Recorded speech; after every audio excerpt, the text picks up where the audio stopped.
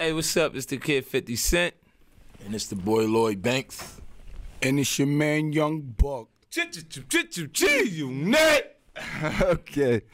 How's for you guys to be back in Holland again? Oh man, it's great to be out here. You know, we love Amsterdam. Yeah. Yes. Yeah, because you did it also with Eminem here in the Amsterdam Arena. How was it for you?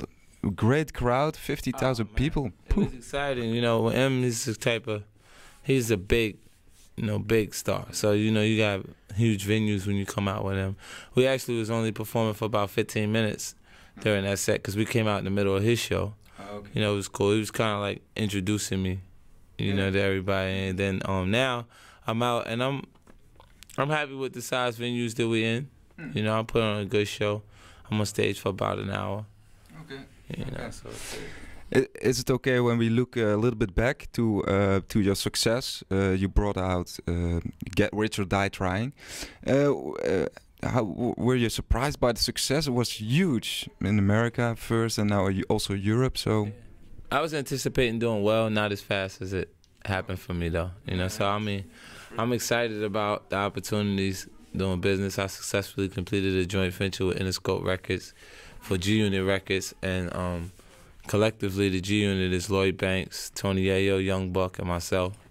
The album is scheduled to be released November 18th. okay. I mean, there's so many great things coming my way that I'm excited about it. I've done a sneaker deal with Reebok for the G Unit sneaker. Oh. Yeah, it's called a G6. It'll be in stores November 11th. Oh. Yeah, and I did a joint venture with Mark Echo for G Unit Clothing. Okay. So G Unit clothes will be in stores shortly. Okay. Yeah. So G Unit is the magic word. How did you guys hook up together? Maybe I can ask. Basically, me, Young Buck, I come from the South, Nashville, Tennessee, back in the States, and I was doing work with Juvenile when I had came to New York, and he was interested in working with 50 Cent. And, he had ways of getting in touch. And when he did get in touch with him, 50 had came by the bus along with Banks and Yayo. And, we kind of like, hit it off from the beginning real tight. I was explaining my situation from 50, from the beginning. I had always knew who he was from the past years, ever since the How to Rob. The reaction that he had kind of like gave the South was, crazy, like, who is that? You know what I'm saying? So I was a fan of his music way before I even met him. So when I got the chance to meet him, I was just, kind of like new, you know what I'm saying? It's basically the type of, person I need to be around, with this music. And, things really wasn't happening too quick for me back then. And 50 was like, yo, if everything, happens around my way, you know what I'm saying, in my situation, I'll be back and, holler. And, everything took off, and then here we go. How did you actually hook up with Eminem then? Because you did a couple of mixtapes, and then you hook up with M, and then... Yeah, I put music out on the mixtape circuit. We released over 4 albums worth of material prior to Get Rich or Die Trying, but one of the mixtapes that we put out had got into the hands of Paul Rosenberg, who was Eminem's representation at the time. Theo Stedemeyer, who's my attorney, has a relationship with him. He gave it to Paul, and Paul gave it to M. And M was in the middle of finishing up the Eminem show, so he wasn't able to listen to it. While he's working on his records, he doesn't listen to any outside music because it influences, his input so on his own music, so he doesn't do that. And after he completed his record, he got a chance to listen to it. He was so excited about it, he flew me out to Los Angeles. I had deals on the table prior to that, but I wasn't in a hurry because this would be my 3rd record deal. Oh, okay. So I was like, I wanted to make sure I made the right deal this time around. And I did, How was it to work with guys like Dr. Dre and Eminem? Because it's like a dream come true, or? Absolutely. I'm a part of this is the dream team right here. Yeah. Shady Aftermath G Unit. That's how it goes, I mean, M is a perfectionist, and I believe he gets that from rubbing elbows with Dre. And the same thing, is rubbing off on me. Like, there's a certain standard of quality material that we feel like we have to live up to when we start putting material out on the street. I feel like the bootlegging and the downloading of music is because the people are afraid of purchasing a CD for $16.99. It only has 2 good songs on it, you know. So Eminem's sales aren't struggling, Dr. Dre's sales aren't struggling, and my sales aren't struggling. It's because we keep our music up to the standards that make people comfortable with spending that $16 to buy the CD. You know, they know they're gonna hear the whole record is good. You know, so it's cool. One track I really like is Many Men, also a production of Dr. Dre. And where is it about? Because the chorus is just in my head repeating, but I mean, that record is the spiritual record on that album. Like that, this is Many Men wish death upon me, blood in my eye, dog, and I can't see. I'm trying to be what I'm destined to be, and niggas trying to take my life away. Yeah, that's nice. You know, it's cool, man. I just, it's a direct reflection of the environment I'm from. My music, you know, and because we're from the same environment, me, Lloyd Banks, Tony Ayo, like our music kind of coincides with it. Without us being in the same room, the topics that we come up with coincide with each other, so we're able to write records without even being sit next to each other while we're doing it. Buck adds the southern feel to it. He has his own slang. He says things in a different way, so he stands out like a sore thumb on the record. You know, he fits in with us as far as the lyrical content, but he stands out with his tones. You know? Lloyd Banks, you also perform on the Get Rich and Die Trying. How was it to do that? It's a great track, also with Eminem, the last one. Yeah, it was titled Don't Push Me. As a matter of fact, yeah, we was in Detroit, and we were recording, you know, and we did a couple records actually, and that one, when I found out that one was going to make the album, I was like, man, you know, just I'm a huge fan of Eminem, you know, and to be on the record with 50 Cent and Eminem was kind of like, you know, the best of both worlds. What a record to, you know, to be presented to the world for the first time, but they're going to hear you. So yeah, that opportunity was major, and the record came out well, and it's one of my favorite records. Okay. And how do you guys work together?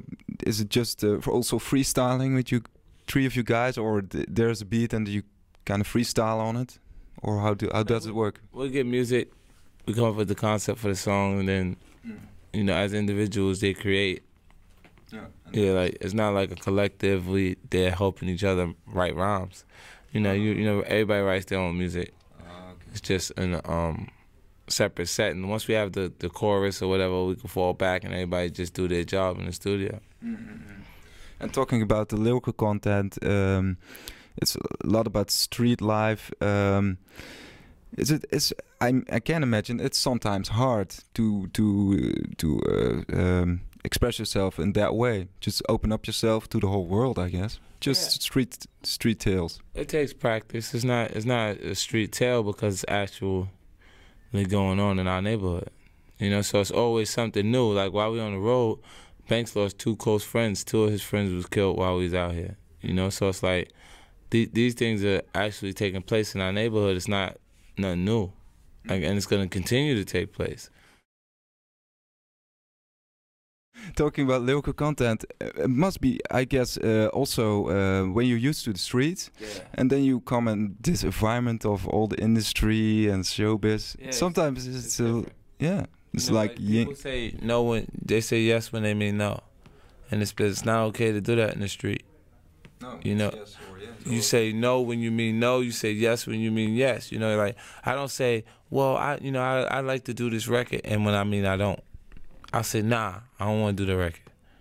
And people look at me, and sometimes they're surprised that I just told them no, but no is the answer. You know what I mean? Like, I don't play the games that people play in this business, and because of the aura that's around me, it kind of helps them not play games with me much. You know, just because the outlook on me is that I can be a possible problem.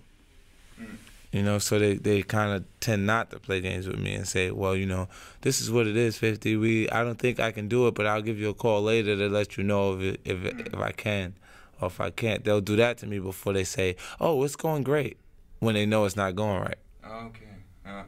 You know. So there is a way to combine those worlds, I guess. Absolutely. Okay.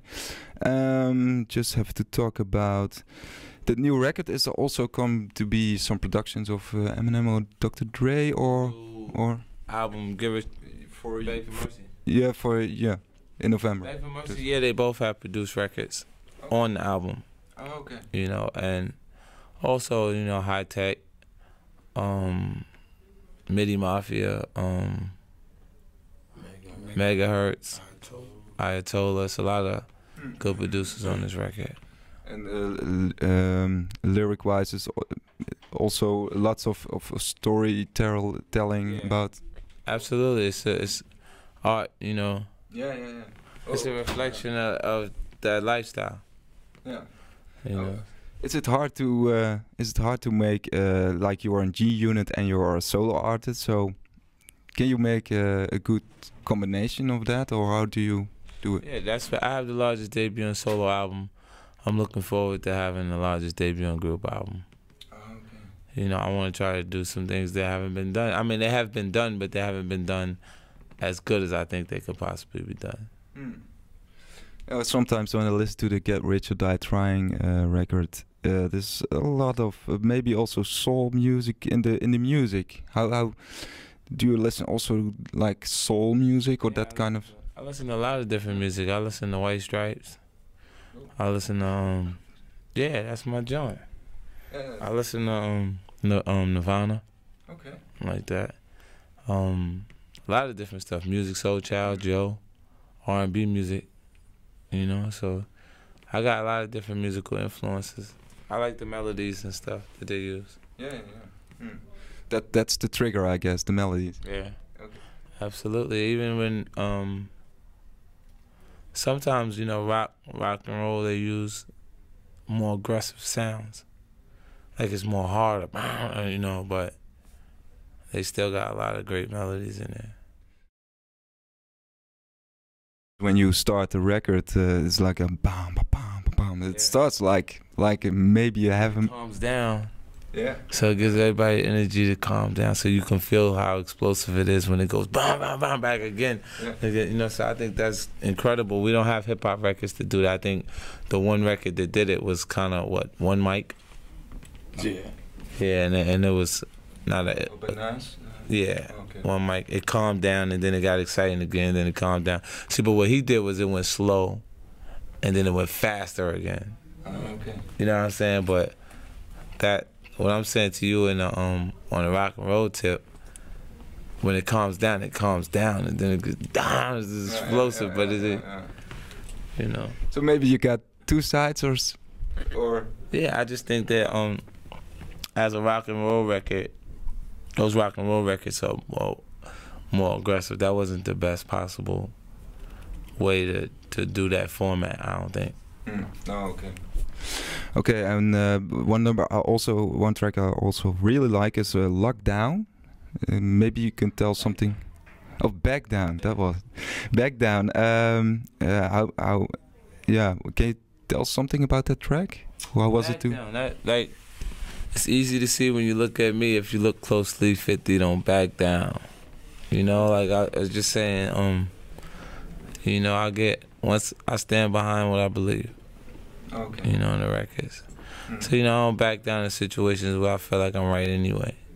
Okay. You know. And the song 21 Questions. Yeah. That's a good song also. Thank you. How was to work with Nate Dogg? Nate Dogg, it was cool. You know, I wrote the record and I felt like it needed something else to it, and we called Nate and he added his vocals to the chorus, and it just felt like it belonged there. Okay. You know, and I was excited about it. The project came out, we did extremely well. You know what I mean? And then I had a lot of good records on this album.